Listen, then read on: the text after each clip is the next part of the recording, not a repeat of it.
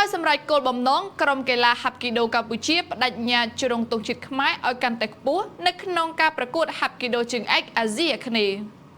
ការតស៊ូរយៈកាលកន្លងមកទីបំផុតលេចចេញជារូបរាងផ្លែផ្កាបដាបដាហើយសម្រាប់ក្រុមកីឡាករកីឡាការិនីឆ្នាំហាប់គីដូបើទោះបីជាទៅតែទទួលបានឱកាសចូលរួមព្រឹត្តិការណ៍កីឡាហាប់គីដូជើងឯកអាស៊ីអាគ្នេយ៍លើកដំបូងយ៉ាងណាក្តីកីឡាករកីឡាការិនីហាប់គីដូកម្ពុជាបានតាំងចិត្តខ្ពស់ដូចគ្នាក្នុងការជ្រងទង់ជាតិខ្មែរនៅលើឆាកអន្តរជាតិជាក់ស្ដែងកីឡាការិនីម៉ូណាជេស៊ីកាកីឡាការិនីគង់ម៉ូណា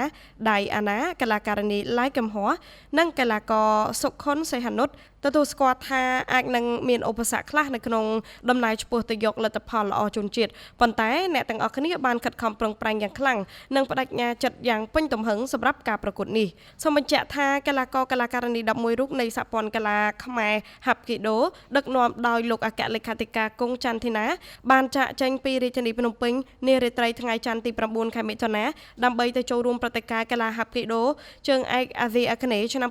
2025នៅទីក្រុងកាកាតាប្រទេសឥណ្ឌូនេស៊ីពីថ្ងៃទី14ដល់ថ្ងៃទី15ខែមិថុនាយោងតាមគេហទំព័រអូឡ িম্প ិកកម្ពុជាបានឲ្យដឹងថានេះគឺជាលើកទី2ហើយដែលសហព័ន្ធកីឡាខ្មែរហាប់គីដូបានបញ្ជូនអត្តពលិកទៅប្រកួតកម្រិតអន្តរជាតិជាលើកទី1កាលពីខែសីហាឆ្នាំ2024ក្នុងព្រឹត្តិការណ៍កីឡាហាប់គីដូជើងឯកពិភពលោកកុងច័ន្ទធីណាបានមានប្រសាសន៍ថាការចូលរួមប្រកួតប្រជែងកម្រិតអន្តរជាតិបានច្រើនជាឱកាសសំខាន់សម្រាប់ពង្រឹងសមត្ថភាពកីឡាករកីឡាការិនីដែលលោកអគ្គលេខាធិការដដែលក៏បានថ្លែងអំណរគុណដល់លោកអុកញ៉ាសៅសេងហាប្រធានសហព័ន្ធខ្មែរហាប់គីដូនិងថ្នាក់ដឹកនាំផ្សេងៗទៀតដែលបានជួយជ្រោមជ្រែងលើការធ្វើដំណើរទៅចូលរួមក៏ដូចជាក្រសួងអប់រំយុវជននិងកីឡាដែលបានជួយសម្របសម្រួលផងដែរឱកាសលើកនេះជារឿងដ៏ល្អសម្រាប់កីឡាករកីឡាការិនីទាំងអស់បានទទួលបទពិសោធន៍ថ្មីពង្រឹងសមត្ថភាពបន្ថែមសម្រាប់ពេលខាងមុខធ្វើយ៉ាងណាឲ្យមហាជនកាន់តែស្គាល់កីឡានេះឲ្យកាន់ច្បាស់បន្ថែមទៀត